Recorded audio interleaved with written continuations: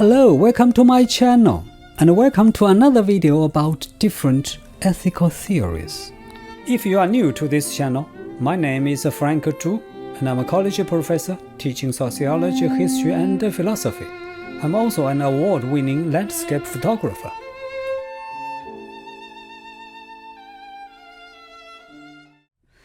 Those of you who have watched my previous video about Immanuel Kant's ethical theory will remember what I said in that video. I will talk about each of these theories in more detail in my future videos. If you are interested, please subscribe. Today, we will take a look at utilitarianism, an ethical theory which is much better known than Kant's deontological theory. To introduce you to the theory, let me first put you in an imaginary situation.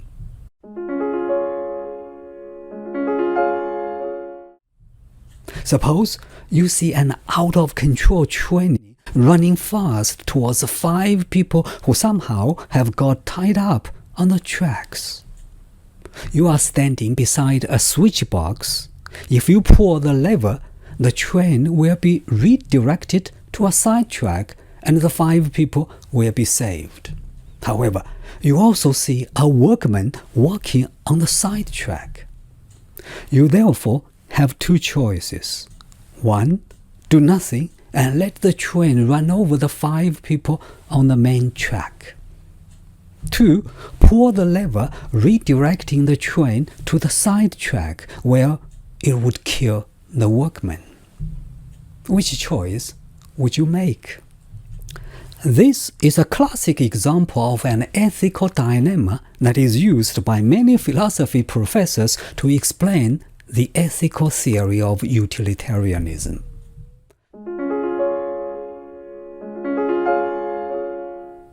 According to this theory, morality depends not on your virtues or motivations, but on the consequences of your actions. To put it another way, the morally right course of action in any situation is the one that produces the greatest balance of benefits over harms for everyone in that situation.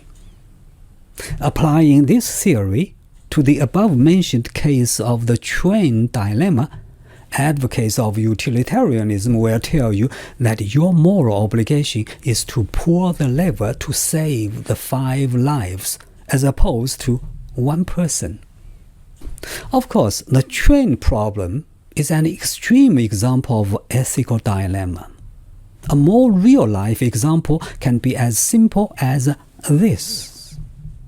You are thinking whether you should take the trouble to visit a sick friend in the hospital or stay at home to watch TV. You finally choose to go to the hospital. But this is not because you think it is your duty to do so, but because you calculate that by watching TV, only you yourself will be happy. But going to see your sick friend will make everybody happy, including your friend, yourself, and probably the nurses and doctors. In other words, it is your consideration of the consequences that leads you to make the choice. As such, utilitarianism is a form of consequentialism, which puts consequences above anything else. In the view of utilitarians, the purpose of your moral principle is to make life better by increasing the number of good things, such as pleasure and happiness, and decreasing the number of bad things.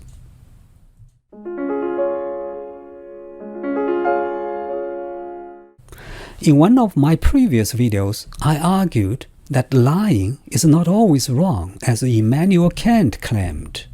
In that video, I pointed out the weakness of Kant's theory from a practical point of view.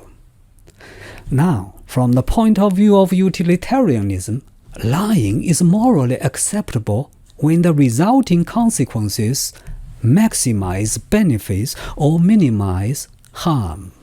In fact, when lying is necessary to maximize benefits or minimize harm, it may be immoral not to lie. Altruistic or noble lies which specifically intend to benefit someone else, will be considered morally acceptable by utilitarians. For example, the doctor tells his depressed patient that there is a 50% probability that he will recover, when in truth, all tests confirm that the man has only 6 months to live. This lie is not only acceptable but also encouraged, because if the doctor told the truth, the patient would probably fall into deeper depression or possibly commit suicide. In this case, the beneficial consequence justifies the action.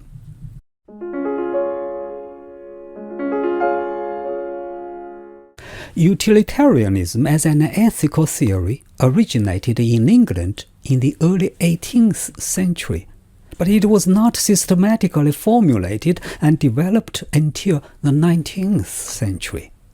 At the time, the English legislators faced big challenges of making policies that would affect social welfare. Jeremy Bentham, a famous philosopher of the time, wrote a book as a guide for those lawmakers. Its major ideas were further developed by another British philosopher, John Stuart Mill.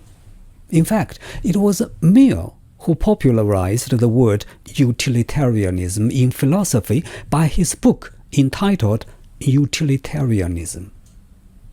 This theory was the first ethical theory that was put into action. It immediately won support from many politicians and was believed to be responsible for many of the 19th century's social reforms in Britain. Utilitarianism appears to be a simple theory because it has only one criterion: do whatever produces the best consequences. But in fact, it is a complex system and not without critics. It is complex because it is difficult to know the consequence of an action before it is taken. Furthermore, it is difficult to determine whether actual consequence or predicted consequence accounts. This obviously becomes an issue when actual effects of actions differ from what is expected. Critics also point out that it is difficult to figure out what kind of consequences are good and what kind of consequences are bad. Mill would insist that the only thing that is good in itself is pleasure, which is basically a hedonistic view. Others reject this view because pleasure is a sensation and many good things cannot be measured in terms of feelings. Besides, critics argue, even though there is such a thing as good, for whom is it good? That is, who would benefit from it? Obviously, different people have different opinions about what is good.